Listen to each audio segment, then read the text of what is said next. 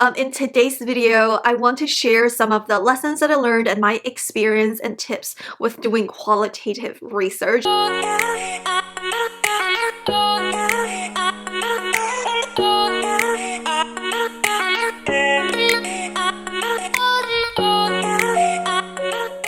Hello everyone, I recently graduated from a program from UTSA. If we haven't met in person, nice to meet you. I hope this video can be helpful to you. I actually identified myself as a quantitative and mixed method researcher. My main area of studies is language assessment, test validations and test development, survey research, and nationally representative large-scale dataset analysis. I wasn't exposed much to qualitative research until my Qualitative Research Method 1 class at UTSA. And it's been a mind-blowing experience with me, and I really want to share some of the experience and lessons that I learned, and hopefully they can be helpful to you. I made some talking points to prevent myself from rambling too much. Okay, so the first lesson that I learned throughout my doctoral studies is that qualitative research is used much more broadly than I initially expected. So initially, during the TESOL degree, I read a lot about cultural studies, social justice, and also teaching pedagogies such as classroom discourse analysis. Initially, I thought, okay, if I am not doing a topic within these areas, probably I'm not going to be using qualitative research. Oh, I was naive and deadly wrong. Okay, so later, as I started to read more and more, and also after I've been to, I think 1 year, I went to 9 conferences within 1 year. That was a crazy but fun year. Okay, so after these experiences, I learned that qualitative research is actually commonly used in public health, survey design, and test development and validation. And I noticed that qualitative research can be used in any areas to study any topics. It's just the purpose of doing qualitative research could be different, and the role of qualitative component in the study could be different in different topics and different areas. So I am very interested in survey design and also test development and validation, and there has been a push for doing qualitative research, and I've been learning a lot and started to notice that important role of qualitative research in these areas, and also the advanced techniques and coding in qualitative research in different areas. So I feel like even after I finished all the qualitative coursework, I still needed to keep learning and keep my rating to be able to catch up in those areas. So the second experience is with data collection. Initially, I thought qualitative research, there are really not many data collection methods, unlike quantitative research, where we usually do either survey or experiment, which is super interesting and exciting. Initially, I thought, okay, qualitative research is probably just interview and observation. What else can you do? Well, I was deadly wrong again. So with interview, there are different types of interview, including focus group, semi-structured interview, structured interview, and cognitive interviews, think aloud, stimulated recall. So because my main research interest is mainly in language testing and survey design, initially I thought, oh, we're not going to use qualitative research. Oh no, there's something called cognitive interview and think aloud. So basically, you can actually tell what's going through somebody's mind during a test task or during the process of filling out a survey, which is so important to capture when develop an instrument either for research purposes or testing purposes. And also, I found out something really, really interesting in both language testing and also classroom teaching research. This data collection method is called stimulated recall. It's been my favorite. Okay, so stimulated recall is basically to have someone to do a task and then use certain items from the task as stimuli to stimulate the participants to think about what was going through their mind while completing the tasks.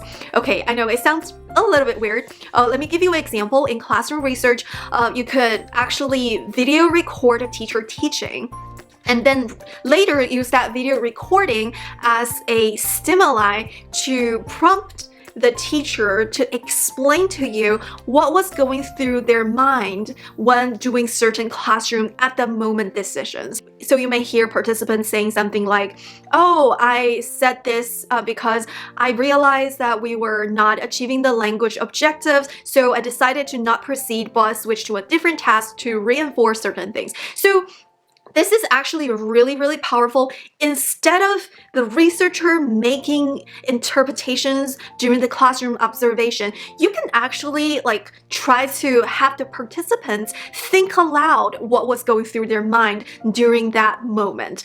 And usually you want to do this stimulated recall sessions right after they completed the task, so they will remember what they were talking about. And also stimulated recall is commonly used in language assessment. I use the same technique with my study with Dr. Horowitz. Basically, I ask the raters to rate 2 essays, one without cultural expressions and one with cultural expressions on the same topic. And I ask the teacher to rate them first and then go back to the rubric and their ratings and their markings to explain what was going through their mind while they're rating the essay. You can also do this through a think aloud, but sometimes think aloud will overload the participants' cognitive load during certain tasks. So think about it. If you're rating an essay, you're trying to look at the rubric and you're trying to look at the essay, you're trying to mark at the same time doing the think aloud. Sometimes it will actually compromise the participant's task completion. So stimulated recall is a good alternative. And also with observations, you could use audio recording, camera, video recording, and you have different ways of taking field notes. It's just there's so many different ways, and there's such a big variety of data collection techniques that we could use. And it usually depends on the topic, it depends on the field. There's usually some methodology pieces, articles published. For example, my dissertation was on writing, so I was actually looking at methodology, like how to collect the writing process data, and there were actually some studies using 5 different data elicitation methods to look at the same thing and to analyze the drawbacks of using one data collection method technique compared to the other one. So just try to look for those pieces in your own field, about your own topic. Number 3 is with data analysis.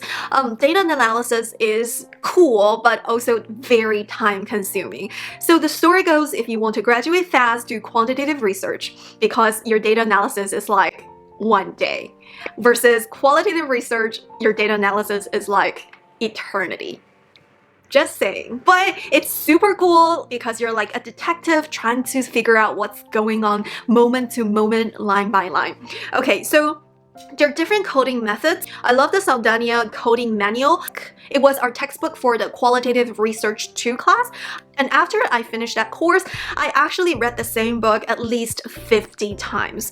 But not the whole book, because every time I do something that has a qualitative component, I always go back to that book to select certain coding method. It's been very helpful and also has examples, how to code things. It has been my Bible of all time. And also with data analysis, a question that we're asked the most is actually what data analysis tool that you use. I know most people use NVivo. Alright, so here I listed several data analysis tools that I've used or tried or heard of from conferences and other researchers. Here, due to the time limit, I'm not gonna go through them one by one, but take some notes and do some research and choose the one that fits you the most. Each of these tools are different, they have different features, and they're suitable for different research projects.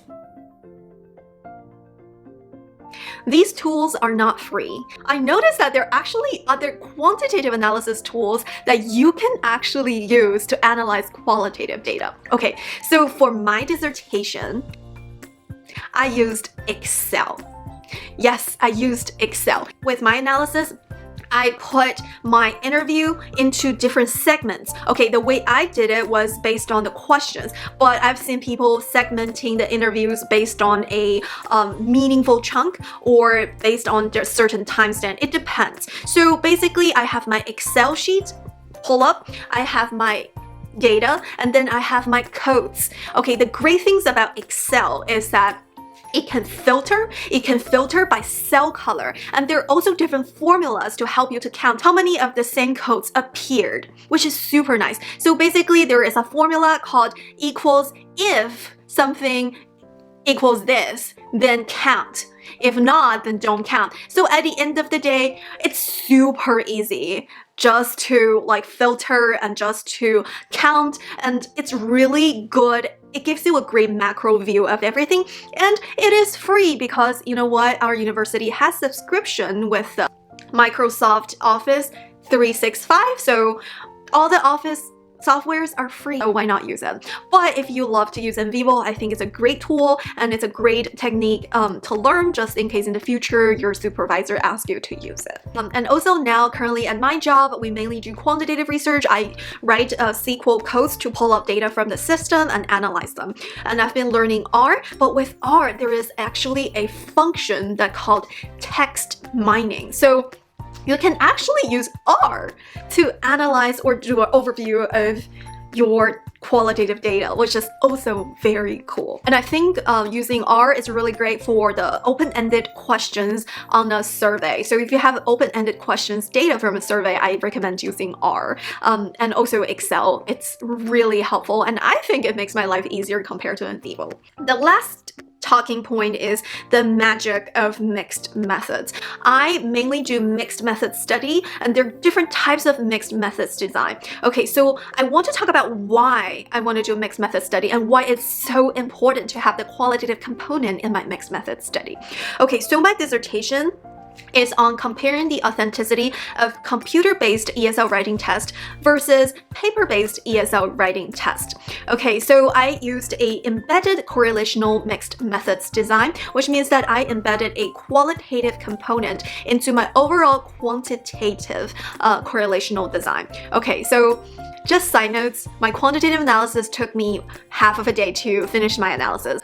And the qualitative part, just the analysis part, took me about 2 months. Half of a day compared to 2 months. Just saying. But I still did it because it's worth it. Okay, let me tell you why it's worth it.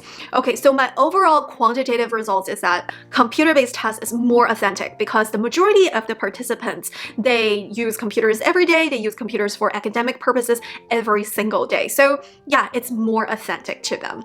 I have a statistical significance to prove that computer test is more authentic. So yay, happy day, we're all happy. We're just gonna push to computer-based ESL tests for international students who come into America for college or graduate school.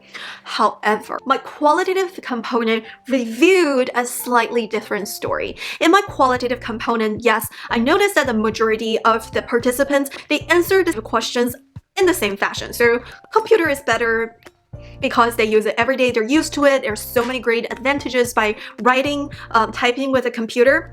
However, there is a small minority group who come from low SES background, who come from developing countries. They said they only had access to computers very recently. They don't know how to use it. They feel like their typing skill is super slow, and they feel like their writing test was punished by their computer skills.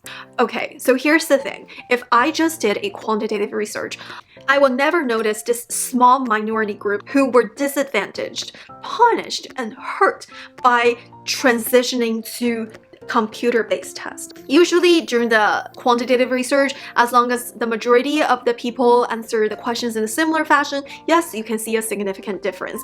But quantitative research oftentimes marginalize the minority groups in your samples. And by doing mixed methods, I was able to represent their voice. And also, according to Shohei, which is a guru in language testing and test consequence studies, every time SES plays in a role in the test results, the validity of the test is incredibly threatened because you're actually punishing students who are economically disadvantaged. Thanks to the qualitative component in my study, I was able to represent these minority students' voices.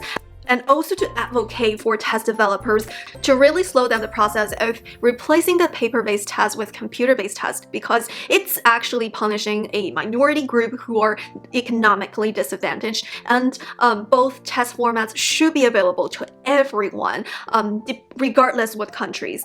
They could come from a developed country but still coming from a low SES background, and they should be supported and helped during this testing process. Alright, that's it for today. I hope this experience and tips can be helpful to you, and it's been an honor to be able to meet you guys and share my experience. And also check out my other videos on this channel. I just have to put my self-promotion right there. And check out my other lifestyle videos. Some of them are really funny. Alright, that's it for today. Thank you so much for watching. I'll see you in my next video. Bye!